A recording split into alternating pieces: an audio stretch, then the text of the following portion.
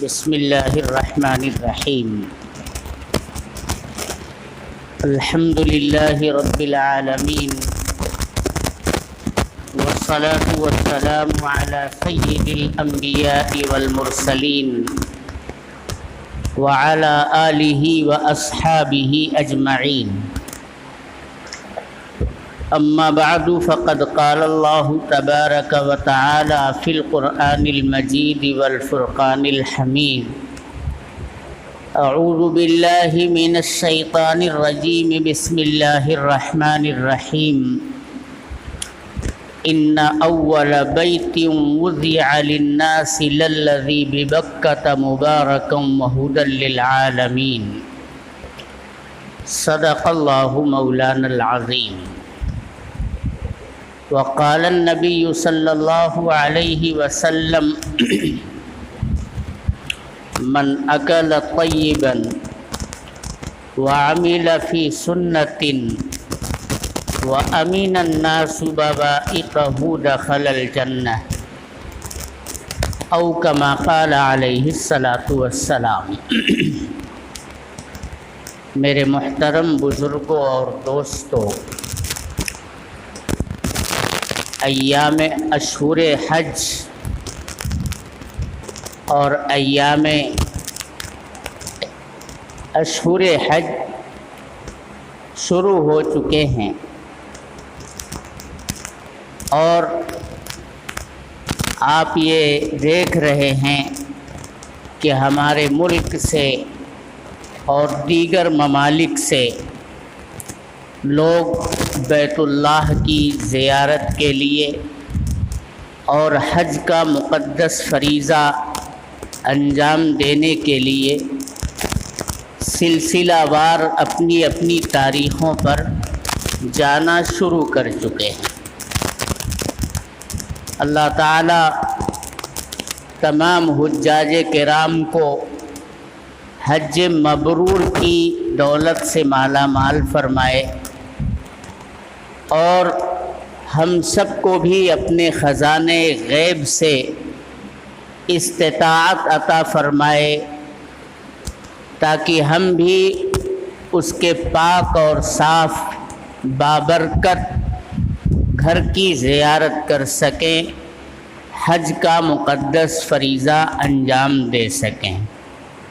اللہ تبارک و تعالی نے قرآن کریم کے اندر یہ ارشاد فرمایا ہے کہ سب سے پہلا گھر روئے زمین کے اوپر جو انسانیت کے لیے بنایا گیا، تیار کیا گیا، للذی ببکۃ، وہ وہی گھر ہے جسے ہم بیت اللہ اور کعبۃ اللہ کے نام سے جانتے اور پہچانتے ہیں۔ اس کی تعمیر بیت المقدس سے بھی مقدم ہے۔ سیدنا حضرت آدم علی نبینا وعلیہ الصلاۃ والسلام کی آمد کے وقت سے ہے۔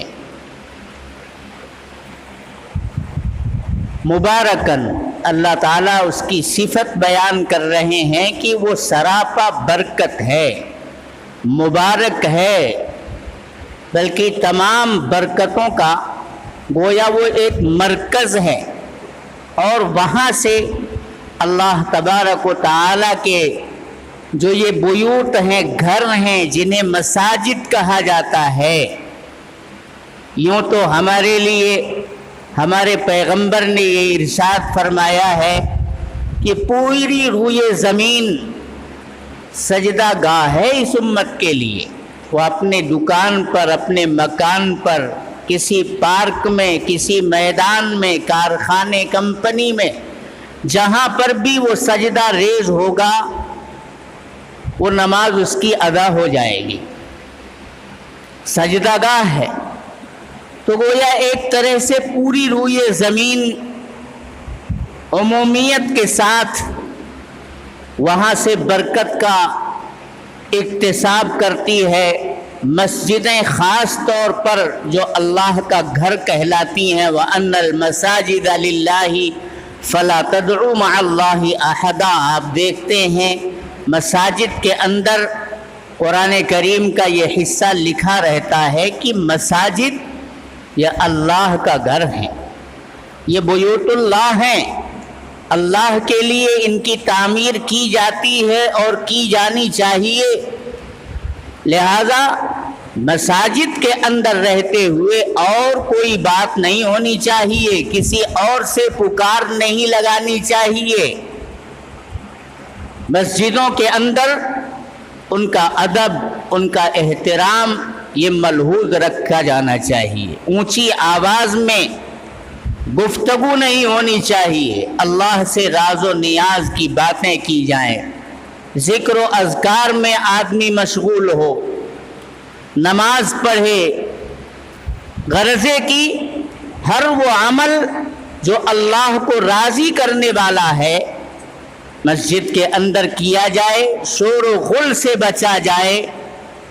اللہ تبارک و تعالی ہم سب کو اس کی توفیق مرحمت فرمائے۔ مسجدوں کی عظمت اور ان کا ادب و احترام ملحوظ رکھنا اور دنیا کے مفادات سے میرے محترم بزرگوں اور دوستوں متعلق باتیں مساجد کے اندر آ کر کرنا یہ مناسب نہیں ہے۔ تو یہ اللہ تبارک و تعالی قرآن کریم میں بیت اللہ کی عظمت بیان کرتے ہوئے لکھتے مبارکن، یہ سراسر خیر اور برکت ہے، تجلیات ربانی کا یہ مرکز ہے۔ جس شخص کو اپنے دل کو سیطل کرنا ہے، اپنے دلوں کا زنگ دور کرنا ہے، وہ اپنی آبادیوں میں رہ کر بھی اللہ تبارک و تعالی کی عبادت سے اپنے آپ کو جوڑ کر اس کی یاد، اس کی فکر، اس کا دھیان میرے دوستو آدمی اگر رکھے تو انشاءاللہ اس کا قلب اس کے گھر میں بھی، اس کے دکان میں بھی، عام مساجد کے اندر کسی بھی مقام پر صفائی اور سیطل کا کام کیا جا سکتا ہے۔ لیکن وہاں کی تجلیات اور وہاں کی روحانیت میرے محترم بزرگوں اور دوستوں اپنی ایک امتیازی شان رکھتی ہے۔ وہاں جلالت شان کا، ربانی جلالت شان کا آدمی مشاہدہ کرتا ہے۔ جن لوگوں نے کعبۃ اللہ کو دیکھا ہے میرے محترم بزرگوں اور دوستوں، ان کے دل کی کیفیات معلوم کیجئے۔ دنیا تبدیل ہوتی نظر آتی ہے، بیت اللہ شریف کے اوپر نظر پڑتے ہیں۔ مبارکن وہدی للعالمین، اور سارے عالم والوں کے لیے وہ ایک ہدایت کا گھر ہے، ہدایت کا مرکز ہے۔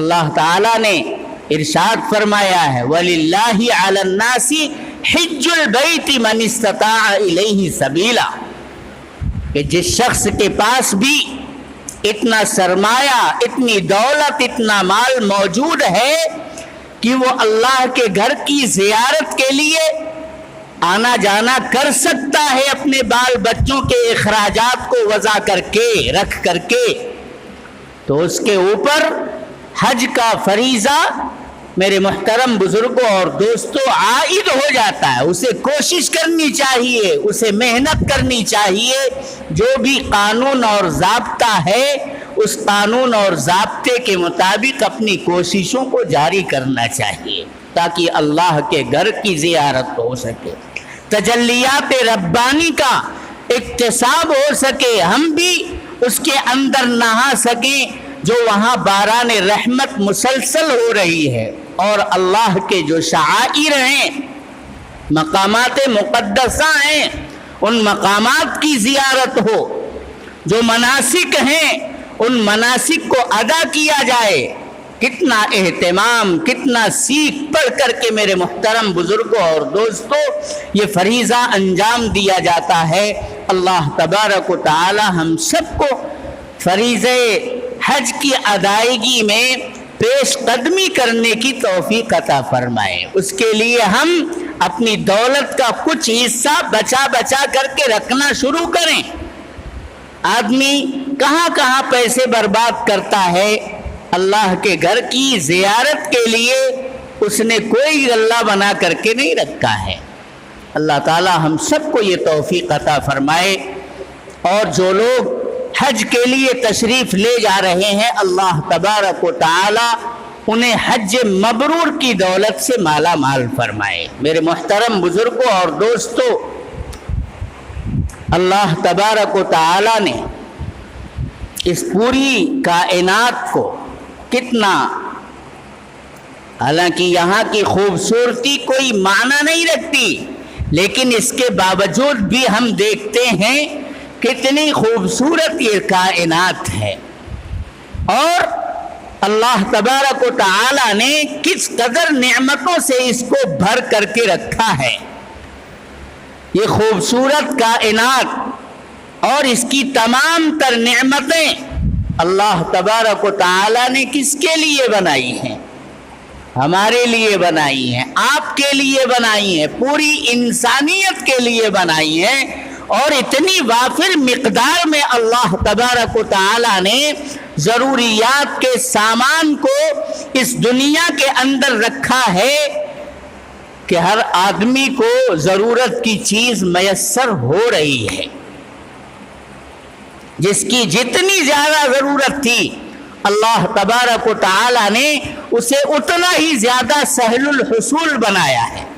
ہر انسان بغیر مشقت کے اس کو حاصل کر دیتا ہے۔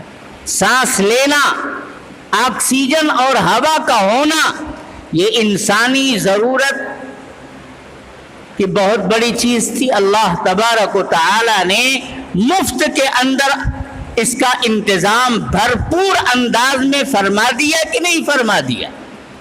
انسان کو روشنی کی ضرورت تھی، اللہ تبارک و تعالی نے روشنی کا کتنا خوبصورت انتظام فرمایا۔ ایک سورج چمکتا ہے، طلوع ہوتا ہے، روشن ہوتا ہے، اور پوری کائنات میں اپنی کرنیں بکھیر دیتا ہے کہ نہیں بکھیر دیتا ہے؟ انسان کے قدموں کے اندر پوری روئے زمین اللہ تبارک و تعالی نے بچھا رکھی ہے، انسان اس پر چلتا ہے، انسان اس پر مکان تعمیر کرتا ہے، بڑی بڑی بلڈنگیں، بڑے بڑے کارخانے، بڑی بڑی میلیں انسان بناتا ہے، چوڑی سڑکیں، شاہراہیں بناتا ہے، اور اس کے اوپر اپنی گاڑیوں کو دوڑاتا ہے، خود چلتا پھرتا ہے۔ یہ زمین اپنی گود کے اندر انسانیت کو سنبھال کر کے رکھتی ہے کہ نہیں رکھتی ہے؟ انسانیت کی ضرورت کی تکمیل کے لیے میرے محترم بزرگوں اور دوستوں اس کی ضرورت تھی، اللہ نے اسے انسانوں کے قدموں میں بچھا دیا، اور انسانی غذا کی ضرورت کے لیے وہ اپنے سینے کو چاک بھی کرواتی ہے، پیروں سے رودے جانے کو بھی وہ قبول کرتی ہے۔ ہم اسی زمین کو کھود کر کے، جوت کر کے غلوں کو ڈال دیتے ہیں، دانوں کو پھینک دیتے ہیں، چھینٹ دیتے ہیں، اور اللہ تبارک و تعالی اپنی قدرت کاملہ سے انہی دانوں کو سڑاتا ہے، اور پھر اس کے اندر سے کوپل نکالتا ہے، پودے تیار کرتا ہے، اس میں بالیاں پھوٹتی ہیں، ان بالیوں کے اندر دانے پڑتے ہیں۔ ہم نے تو کھیت جوتا تھا خالی، اس کے اندر دانے چھینٹ کر کے اپنے بستر استراحت پر آ کر کے لیٹ گئے تھے۔ سینچائی کی کبھی ضرورت پڑی، کھاد پانی کی ضرورت پڑی تو اس کی تکمیل کر دی، باقی اس زمین کے اندر دفن کرنے کے بعد ہم نے اور کیا جتن کیا ہے؟ اسے سڑانا، اس کے اندر کوپل پیدا کرنا، اور پھر ان کے اندر پختگی اور طاقت دینا، اور انہیں پودے کی شکل عطا کرنا، اور پھر ان پودوں کے اندر بالیاں بنانا، بالیوں کے اندر دانے بنانا، ان کا کچا اور پکا کرنا، یہ سارا انتظام کون دیکھتا ہے میرے محترم بزرگوں اور دوستوں؟ اللہ تبارک و تعالی دیکھتے ہیں۔ قرآن کے اندر افرأیتم ما تحرثون، अअंतुम तज़रऊनहु अम नहनु ज़ारिऊन, तुम खेती करते हो, तुम ये दावा करते हो कि मैं गल्ला पैदा करता हूं। गल्ला पैदा करने का सारा निजाम तो अल्लाह तबारक व तआला कहते हैं कि मैंने ले रखा है। ये रूए जमीन हमारी ग़िज़ाई ज़रूरतों को भी पूरा करती है, चलने फिरने की ज़रूरतों को भी ये रूए ज़मीन पूरा करती है। और ये हवाएं रात और दिन जो चलती हैं, ये किसके मफाद में अल्लाह तबारक व तआला ने चला रखा है? इंसान ही तो इसका फायदा उठाता है। सूरज की रोशनी, चांद की चांदनी, सब कुछ अल्लाह तबारक व तआला ने इंसानियत की खिदमत के अंदर लगा रखा है। समंदरों के अंदर जो खारे पानी है, वही खारे पानी बादल की शक्ल इख्तियार करते हैं। बादल क्या करता है? समंदरों के खारे पानी से डोल भरता है और फिर उस खारे पानी को अल्लाह तबारक व तआला के हुक्म से शीरी और मीठा बनाता है और निहायत साफ और शफाफ पानी इंसानियत को बरस करके फराहम करता है, उनकी खेतियों को सैराब करता है। अगर समंदर का पानी बराह रास्त हम खुद पीने के लिए इस्तेमाल करें तो मेरे मुहतरम बुजुर्गों और दोस्तों, हम बहुत जल्द बड़ी और मुहलिक बीमारियों का शिकार हो जाएंगे। हमारे लिए जिंदगी मुश्किल हो जाएगी। बराह रास्त अगर खारा पानी पिया जाएगा, इंसानी जिंदगी के ऊपर, उसके ऊपर निहायत मुहलिक और बुरा असर पड़ेगा। वही पानी बराह रास्त अगर हम अपनी खेतियों में डालना शुरू कर दें, सिंचाई के लिए इस्तेमाल करें, मेरे मुहतरम बुजुर्गों और दोस्तों, खेतियों में फिर ये गल्ले पैदा नहीं होंगे, पौधे जल जाएंगे, सूख जाएंगे, उनके अंदर रोईदगी की सलाहियत और गल्ला पैदा करने की ताकत बाकी नहीं रह जाएगी। खेतियां बाज हो जाएंगी, गल्ला पैदा करना छोड़ देंगी अगर बराह रास्त हमने सिंचाई समंदर के खारे पानी से करना शुरू कर दिया। अल्लाह तबारक व तआला ने समंदर के इस खारे पानी को बादलों के जरिए से ऊपर उठाया। बखारात उठते हैं, बादल की शक्ल लेते हैं, वो डोल भर भर करके उठाता है और फिर शीरी और शफाफ पानी अल्लाह तबारक व तआला के हुक्म से बरसाता है, जिसे हम अपने पीने के लिए भी खजाना करते हैं। बड़े बड़े डैम बने हुए हैं, उन डैमों के तवस्सुत से पानी आता है, या जिसके पास कोई दूसरा नज़्म है, जमीन की तहों के अंदर भी अल्लाह तबारक व तआला ने शीरी पानी और मीठे पानी का स्टॉक जमा करके रखा है। पानी के बगैर जानदार देर तक जिंदा नहीं रह सकता। ये बहुत बड़ी इंसानी जिंदगी की जरूरत थी। अल्लाह तबारक व तआला ने वाफिर मिकदार के अंदर पानी को भी पैदा फरमा दिया।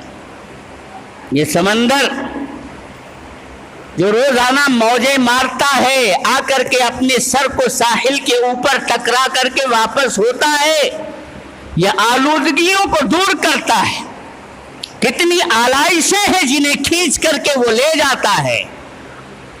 वो खारा पानी है, आलूदगियों को, मेरे दोस्तों, उनके मोहलिक असरात को खत्म करने की उसके अंदर सलाहियत होती है, वरना इंसानी जिंदगी अजीरन हो जाए अगर आलाइशें दूर ना हो तो मेरे मुहतरम बुजुर्गों और दोस्तों, हमारे लिए बड़ी मुश्किलात पैदा होंगी।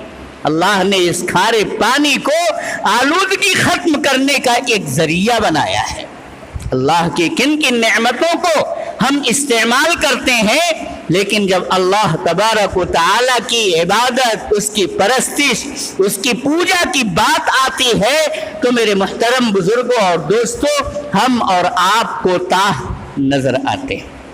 इतनी नेमतें अल्लाह ने, दरख्तों को अल्लाह ने लगा दिया, किस काम के लिए? इस मकसद के लिए लगाया कि इंसानियत को मजेदार फल भी तुम्हें देना है, खुशबूदार फूल भी तुम्हें फराहम करना है, تاکہ آبادیوں کے اندر جو تعفن ہے اور جو آکسیجن کے اندر خرابیاں پیدا ہو رہی ہیں تم اس کو درست کرو۔ میرے محترم بزرگوں اور دوستوں، یہ سب چیزیں اللہ تبارک و تعالیٰ کی قدرت کاملہ سے اپنے اپنے کام میں جھٹی ہوئی ہیں۔ ساری کائنات اللہ تبارک و تعالیٰ نے انسانی خدمت کے لیے بنایا ہے۔ صرف دنیا حاصل کرنے کی تگ و دو میں ہمیشہ جٹے رہنا اور اسی کی آسائش اور دنیا کی عشرت حاصل کرنے کے لیے مصروف رہنا، میرے محترم بزرگوں اور دوستوں، یہ ہمارے فرض منصبی کے خلاف ہے۔ اللہ تبارک و تعالیٰ نے ان ساری نعمتوں کو دے کر کے ہم سے جو مطالبے کیے ہیں ان مطالبات کے اوپر بھی ہمیں کبھی غور کرنا چاہیے، محاسبہ اپنی زندگی کا ہونا چاہیے، مراقبہ کرنا چاہیے، سوچ بچار کرنا چاہیے۔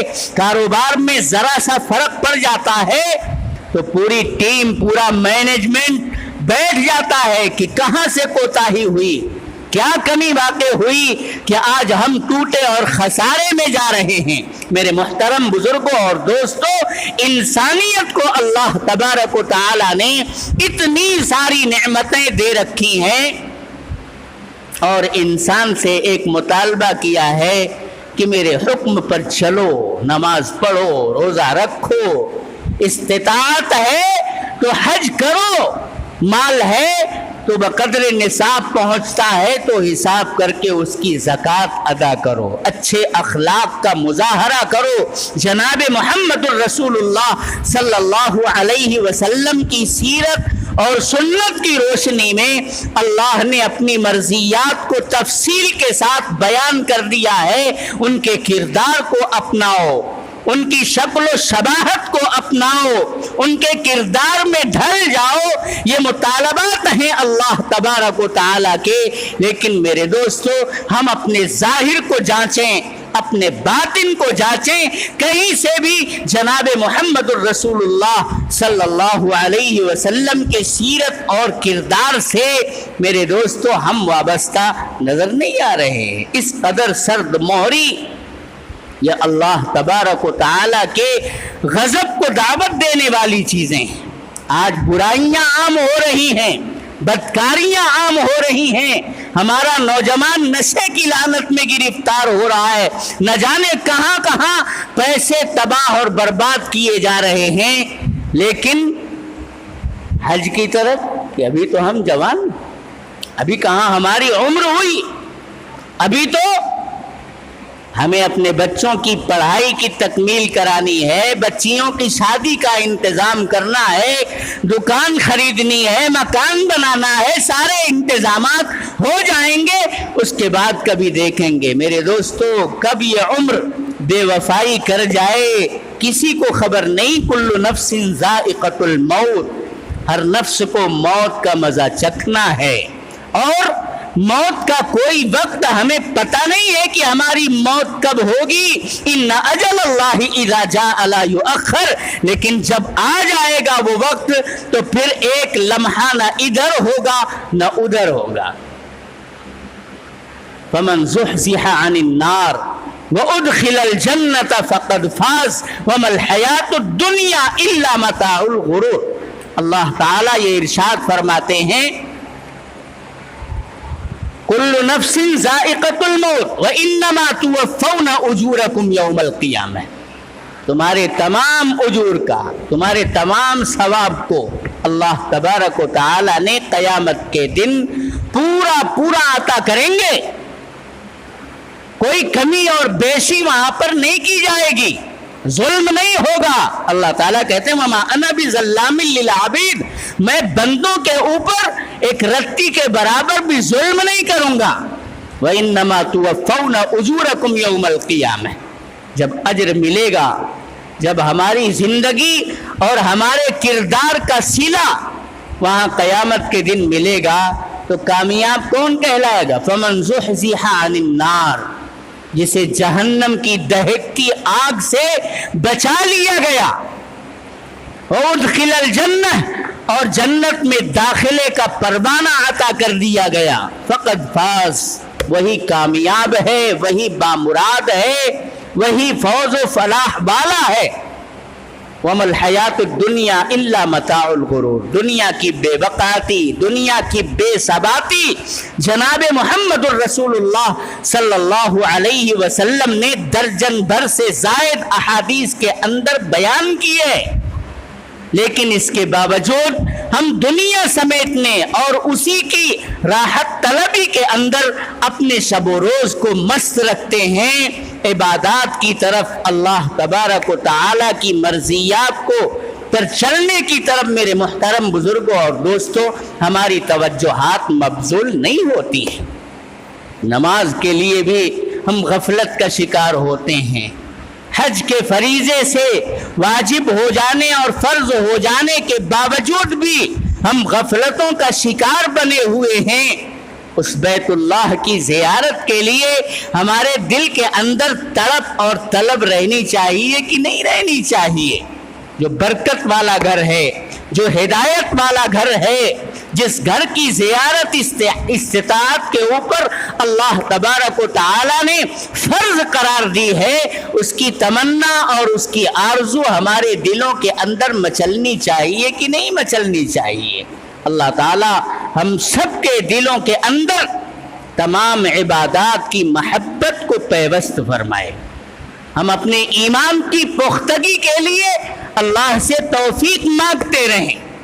ایمان کے اندر جب طاقت آتی ہے تو اعمال اسلام کی طرف میرے محترم بزرگوں اور دوستوں رغبت پیدا ہوتی ہے، دل کے اندر ہمیشہ ایک آرزو اور تمنا مچلتی ہے۔ اذان ہوئی نماز کے لیے آدمی کا دل بے چین ہو جائے گا، وہ رمضان المبارک کے روزوں سے گھبرائے گا نہیں بلکہ اس کا والہانہ استقبال کرے گا، اس کے دل کے اندر ایک عجیب خوشی کی کیفیت اور مسرت محسوس ہوگی۔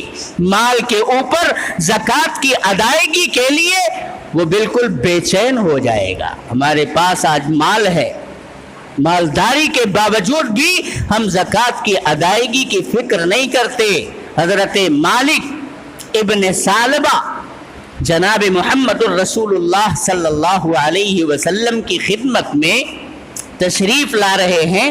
اس وقت پیغمبر علیہ الصلاۃ والسلام مسجد نبوی میں قرآن کریم کی تلاوت فرما رہے ہیں، اور تلاوت میں اتفاق سے وہ آیت ان کے کان میں پڑی جس آیت کے اندر اللہ تبارک و تعالی نے یہ ارشاد فرمایا ہے کہ جو لوگ سونے اور چاندی کو جمع کر کے رکھتے ہیں اور اس پر جو اللہ نے زکوٰۃ واجب کی ہے زکوٰۃ کی ادائیگی سے غفلت برتتے ہیں، ان کے لیے دردناک عذاب ہے۔ بڑے مالدار آدمی تھے مالک ابن ثعلبہ، ہر لحاظ سے اللہ تبارک و تعالی نے انہیں نواز رکھا تھا۔ ایک کپکپی طاری ہوئی، ایسی ہیبت، ایسا رعب اس آیت کا میرے محترم بزرگوں اور دوستوں ان کے قلب کے اوپر پڑا کہ وہ زمین کے اوپر بیٹھ گئے، چلنے کی سکت باقی نہیں رہی کہ اللہ نے مجھے اتنا، حالانکہ وہ زکوٰۃ دینے والے لوگوں میں سے تھے، لیکن قرآن کی آیت کے اندر اس کا تذکرہ نہیں ہے۔ الذین یکنزون الذھب والفضة، زکوٰۃ کا وہ معاملہ بیان کیا جاتا ہے تفصیل، اتنی بات ہے آیت سنی اور ان کے دل کے اوپر عجیب ہیبت طاری ہوئی، بیٹھ گئے، اور پھر مسجد سے جب تھوڑا قابو پائے تو اٹھ کر کے گئے اور اپنا سارا مال فقراء اور مساکین کے اندر اعلان کروا دیا۔ شام تک تقسیم کرتے کرتے سارا مال ختم کر دیا۔ یہ تھے اللہ کو میرے محترم بزرگوں اور دوستوں چاہنے اور ماننے والے، نبی کریم صلی اللہ علیہ وسلم کی سیرت اور سنت پر عمل کرنے والے لوگ۔ اللہ تعالی ہم سب کو بھی اسی طرح عمل کرنے کی توفیق مرحمت فرمائے، اور دین کے ایک ایک عمل کو پوری توجہ کے ساتھ، پوری حساسیت کے ساتھ برتنے کی توفیق عطا فرمائے۔ وآخر دعوانا الحمدللہ۔